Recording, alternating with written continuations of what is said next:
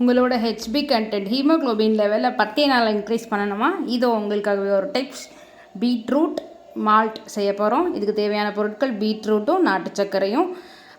முதல்ல பீட்ரூட்டை தோல் சீவிட்டு இந்த மாதிரி கட் பண்ணிக்கிறோம். கட் பண்ண பீட்ரூட்டை மிக்சியில் இந்த மாதிரி அரைச்சி நம்ம வச்சுக்கிறோம். அரைப்பட்ட பீட்ரூட்டை நம்ம இரும்பு கடாயில் தான் இதை நம்ம கண்டிப்பாக பண்ணணும். இரும்பு கடாயில் இந்த மாதிரி கிளறணும். இதில் இருக்கிற தண்ணி இருக்கிற வரைக்கும் இந்த மாதிரி நல்லாவே கிளறிட்டு இருக்கணும். அதுக்கப்புறம் நாட்டு சர்க்கரை இதில் நம்ம சேர்த்துக்கிறோம்.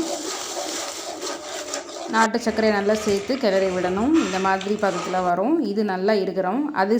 அதே டைமில் நம்ம இந்த மாதிரி நட்ஸ் சேர்த்து வச்ச நட்ஸை வறுத்து பொடி பண்ணி வச்சுக்கிறோம். இந்த மாதிரி கிட்டத்தட்ட ஒரு அரை மணி நேரம் டு 3/4 மணி நேரம் ஆகும். அது கோடு போட்டால் ரெண்டுமே ஒட்டாத அளவுக்கு வரணும். கடைசியாக இந்த மாதிரி பீட்ரூட் மால்ட் ரெடி.